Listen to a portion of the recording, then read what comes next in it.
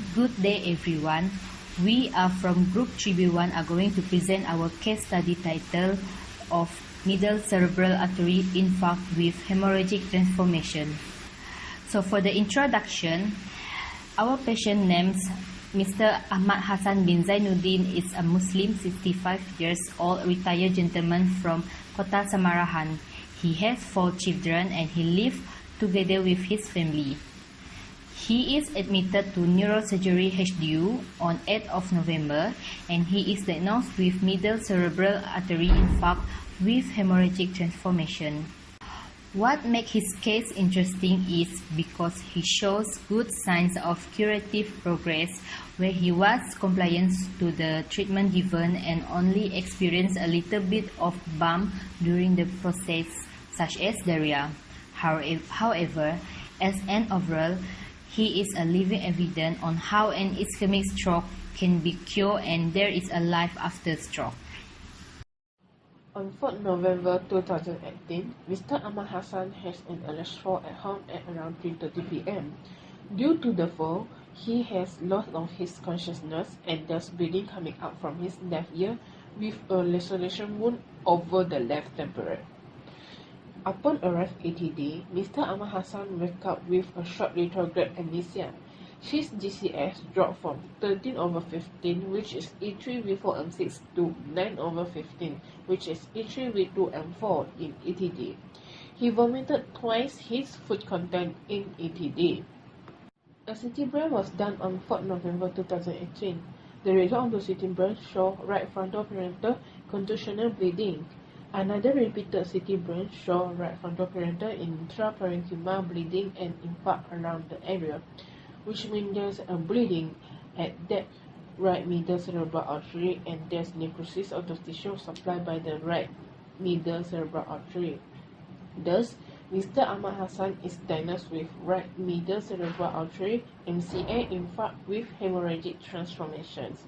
An emergency craniotomy and clot evacuation were done to remove the clot and the blood in the brain. After the surgery, he is transferred to ICU ward and stay in ICU ward until 8 November, at which she is transferred to neurosurgery HDU. Mr. Ahmad Hassan has a history of right cerebrovascular accident CBA 10 years ago with a left-sided hemiparesis since that. Mr. Ahmad Hassan has a family history of hypertension and diabetes mellitus. Thus, he himself also has underlying of uncontrolled diabetes mellitus and hypertension, despite he is on insulin medication and antihypertensive drug. Mr. Ahmad Hassan also has an underlying of hyperlipidemia. He has 4 children and he is living with and taken care by their family members since he has a left-sided hemiparesis. Moving on to the disease process of our case study. The first question that we should ask ourselves is, what is stroke? As you can see on the video, stroke can be divided into 2, ischemic and hemorrhagic stroke. According to the picture, hemorrhagic stroke occurs when there is a rupture in a cerebral vessel that causes massive bleeding in brain and eventually brings death to the patient. The main culprit of hemorrhagic stroke is hypertension, but can also be caused by anatomical defects such as aneurysm, arteriovenous malformations, or degenerative changes occurring in arterial walls. But that is not our main focus for today. Our main focus for today is ischemic stroke, where our patient, Encik Ahmad Hassan, had acquired an ischemic stroke. An ischemic stroke occurs when a thrombus or embolus impairs cerebral blood flow, causing a deprivation to that area. In his condition, due to his on and off high blood pressure, his lumen arteries were narrowed due to the thrombus formation. This thrombus occludes the vessel, resulting in cerebral ischemia according to Couto-Kidis at 2016. In contrast with an embolic stroke, it occurs when a thrombus breaks away, for example from the heart, and becomes an embolus which then travels to brain causing cerebral ischemia. What is MCA? MCA stands for mid-cerebral artery, where you can see at the picture that it consists in the circle of Wiley. A MCA infarct occurs when the MCA, which supplies the frontal lobe and lateral surface of the temporal and parietal lobe, becomes blocked. MCA supplies such a vast area of the brain, thus the deficits it leaves are dependent on the areas most damaged. MCA presents the features of sudden onset of focal neurological deficit. It is important to remember that individuals with same type of stroke will often display different symptoms depending on precisely whether and how much of the brain was deprived of oxygen and nutrients and where cerebral tissue necrosis has occurred. For Encik Ahmad Hassan, some of the deficits that he had developed are: first, deficits in movement and sensation, and second is reduced in GCS scoring. A simple physical assessment was done on Mr. Ahmad Hassan on 14 November. At that time, patient looks calm and at rest, and he is on oxygen therapy by using 50% trachea mask. Patient has a weak left hand grip of 1/5 since he has a left-sided hemiparesis and a strong right hand grip of 5/5. Quicker sounds was heard over the base of both left and right lungs during auscultation, since there is an accumulation of the secretions in the lung. For the ABG result on this very day, patient showed a reading of metabolic alkalosis uncompensated. In our understanding, we believe that the patient developed such reading due to the insertion of the rice tube where all the medication and food were being administered. The medical officer in charge had ordered IV omeprazole stat to be given to the patient to avoid the development of peptic ulcers or infections on the tissue of the stomach. Moreover, we believe that the administration of IV omeprazole is to prevent NSAID-associated gastric, as patient was at risk due to his medication regime for paracetamol 1 gram QID. Because of the administration of the proton pump inhibitor IV omeprazole prior the day before, that is why the reading of the EEG shows uncompensated metabolic alkalosis on the 14th of November 2018. At 4 am on the 15th of November 2018, partial pressure of oxygen reflects the amount of oxygen gas dissolved in blood and measures the effectiveness of lungs in pulling oxygen into bloodstream from the atmosphere. Patient's sodium level was lower than normal and can be caused by his deficit in nutritional intake. Other results, such as the calcium, the potassium, the chloride levels, do not make any vast differences than the result from the previous day. Therefore, the patient is still in uncompensated metabolic alkalosis condition.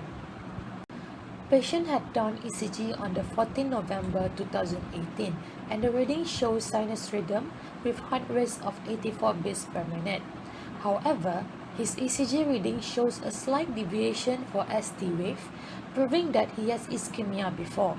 This might be caused by his underlying condition of ischemic heart disease. Overall, his ECG rhythm is sinus with P wave present before every QRS wave, and QRS wave are not bizarre. On 8 November, he is intubated at 11:10 am by anesthesia by using ETG size at and anchor at 20 cm. The ventilator setting for Mr. Ahmad Hassan is simultaneous intermittent mandatory ventilation SIMV of volume control VC mode with a FiO2 of 0.5, tidal volume of 500 ml, PEEP, and expiratory pressure PEEP of 8 cm H2O and pressure support of 10 cm H2O above PEEP. After an hour of intubation, an ABG is taken and the results still show partially compensated respiratory alkalosis but with a better PaO2. GCS after intubation is E1VT-M2, which is 3 plus T/15 with both pupil size of 3 and reactive to life. Starting from 12 November, Mr. Ahmad Hassan is on and off between ventilator and trachea mask, which is 60% trachea mask, to help to wean the patient from the ventilator. And patient is successfully weaned from the ventilator since 14 November at 11:40 am and is under 60% trachea mask to provide oxygen to him. Nebulizer 3% saline is given 4 hourly to Mr. Ahmad Hassan to loosen the secretion as there is stasis of the secretion due to the tracheostomy. Suctioning is done regularly after the nebulizer given to remove the extra secretions. The outcome of it is that the patient has a decreased accumulation of secretion and a better SpO2. Mr. Ahmad Hassan is on NG feeding. The Rios tube is in situ to provide feeding to him. Mr. Ahmad Hassan is prescribed with neutral fiber 200 ml 3 hourly and the regime change to 3 hourly 200 ml neutral fiber added with half scoop of ceprolite to provide more protein to him. There are 3 surgical management in this case, which are craniotomy, clot evacuation, and tracheostomy. Craniotomy is a procedure where a part of the bone is surgically removed from the skull to expose the brain. The bone flap is temporarily removed and it will be replaced or covered with plates and screws once the brain surgery is done. Clot evacuation is a surgical procedure to remove a blood clot from patient's brain. The treatment is done to patients who experience acute stroke as the result of narrowing of the arteries in the brain. Clot evacuation is performed within 8 hours of the onset of stroke symptoms. By using X-ray and contrast dye, surgeons guide the catheter to the blood clot in the patient's brain. Medications such as tissue plasminogen activator or TPA are injected to break the blood clot into smaller pieces. Then, the blood clot is vacuumed out of the artery.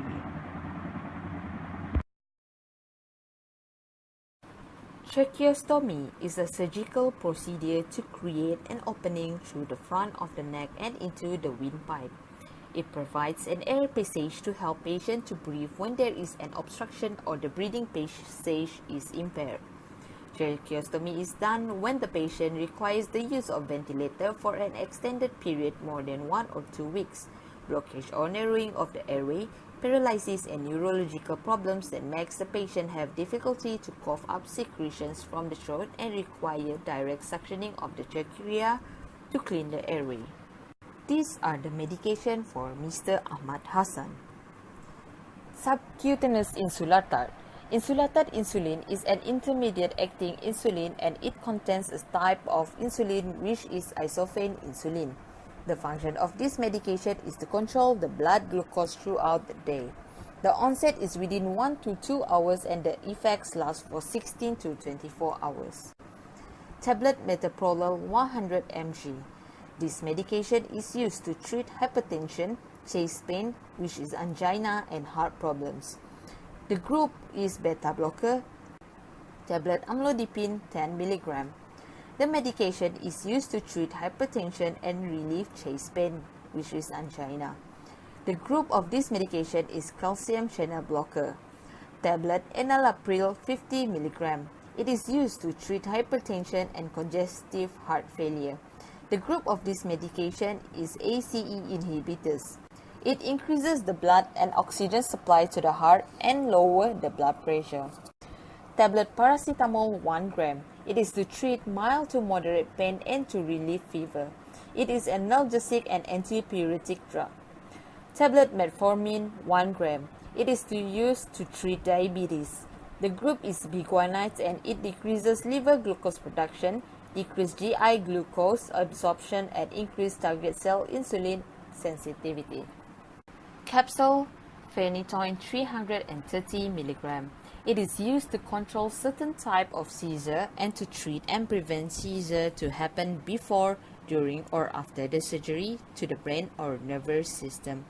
The group is anticonvulsant and IV augmentin 1.2 gram. It is an antibiotic used to treat infections that is caused by bacteria.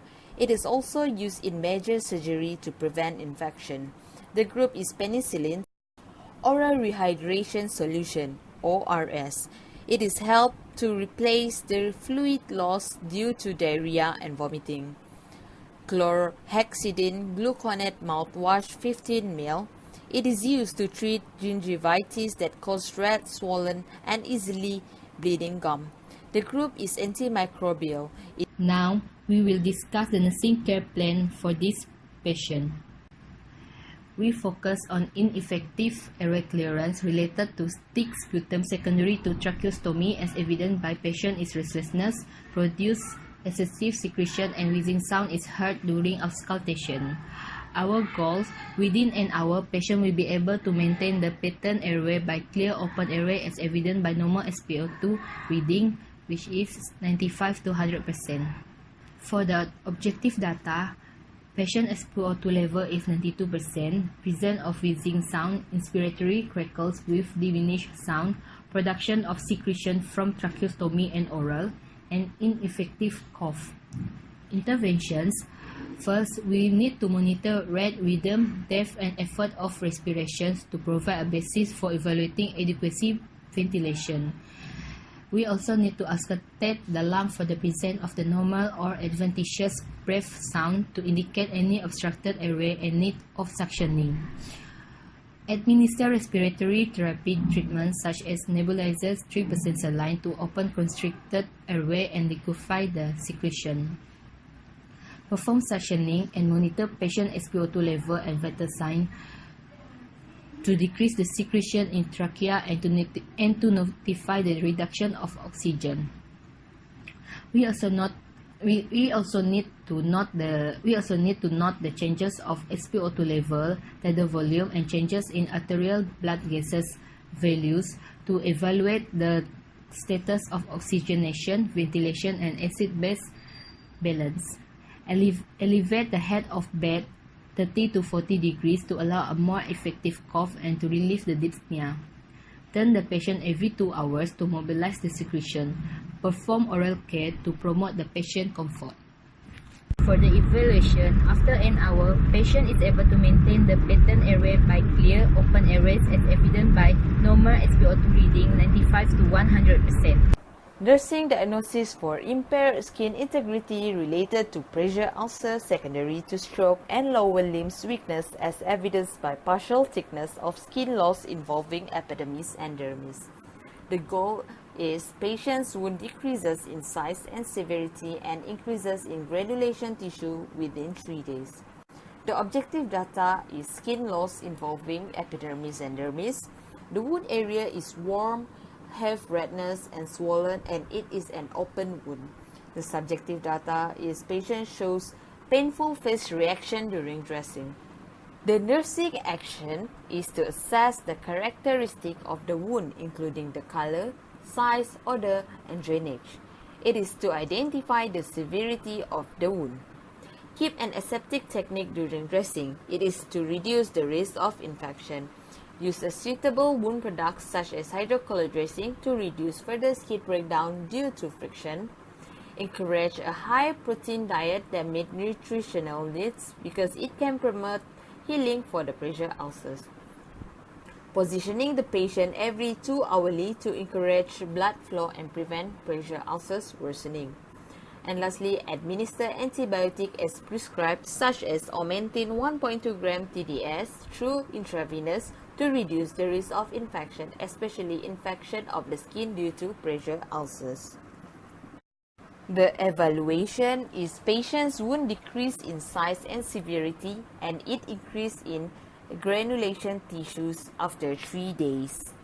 The next nursing diagnosis is self-care deficit related to left-sided body weakness as evidenced by patient unable to perform activities of daily living such as bathing, grooming, feeding, and ambulating independently. The goal of this nursing diagnosis is the patient will be able to participate in his activity of daily living with the help from others within 2 weeks. The interventions are: first, assess patient ability to carry out ADL on regular basis to determine the aspects of self-care that are difficult for the patient to perform. Second, consider the patient's need for assistive device such as walker or wheelchair to participate the patient and increase independence in performing ADL. Establish a short-term goal such as comb hair or button the cloth with the patients to increase the patient's ability and confidence and reduce the frustration by setting realistic goal for the patient. Encourage patient to achieve short-term goal independently but help when the patient needs to promote independence and help to prevent injury and prevent frustrations. provide positive reinforcement for the patient's effort in performing the activities to promote patient's confidence and encourage the patients. Assist patient in positioning, especially before feeding, to have the patient in his comfort position to perform activities, and position the patient in semi-fowler or fowler for feeding can reduce risk of aspiration. Involve the family members in assisting patient in ADL to promote family relationship and to prepare the family members to participate in carrying out the patient when the patient discharged to home. The evaluation is that patients still need assistance from others in performing ADL. Patients rarely participate in grooming and positioning. Lastly, for our nursing diagnosis is risk for deficit fluid volume related to diarrhea secondary to cracked lips.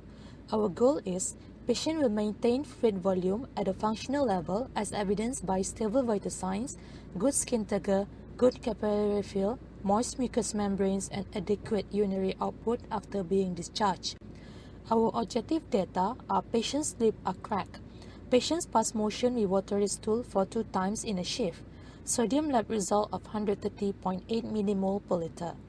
What we do are, we monitor patients' vital signs such as the pulse rate, blood pressure, and temperature. This is because a fall in blood pressure reading indicates deficit fluid volume, whereas tachycardia varies with the degree of hypotension. Fever will increase metabolism and exacerbate fluid loss. Second, we monitor patient urine output to be more than 30 ml every hour and any fluid losses from all sources, such as diarrhea. Diarrhea and a decrease in urinary output may indicate hypovolemia and require aggressive fluid replacement. Third, we observe for patient's skin color and turgidity and capillary refill to be less than 2 seconds. Fluid deficit can cause inadequate perfusion to peripheral areas. Fourth, we provide skin care by bathing using mild soap and applying lotion such as Cetaphil and mouth care such as applying Vaseline on patient's lip. Cetaphil provide moisture for patient's skin and protect the skin natural moisture. Vaseline heals cut and scrapes on patient's lip by sealing the skin breakage and preventing bacteria from entering cuts. Fifth, provide tube feedings nutrient fiber plus 1 scoop of Ceprolac 200 cc and free water as appropriate. This is because enteral replacement can provide proteins and other needed elements when swallowing is not intact. And lastly, monitor patient's laboratory result because different electrolytes and metabolic imbalances may require different correction. Evaluation: patient had maintained functional fluid volume after discharge on the 16th of November of 2018. Right middle cerebral artery is the largest cerebral artery and the most common artery affected in cerebrovascular accident infarct with hemorrhagic transformation. It can be caused by a rupture of aneurysm, hypertension, or rupture of an arteriovenous malformation. Stroke patient will experience hemiparesis, dysphagia, reduced sensation, facial droop, incontinence, changes in level of consciousness, and increase in secretions. As a whole, treating a patient with cerebrovascular accident requires teamwork from all units, including the surgeons, doctor, nurses, pharmacists, rehab people, and even his or her own family members. Cerebrovascular accident is a life-threatening condition and need prompt intervention which can be delivered when all of us play our roles well.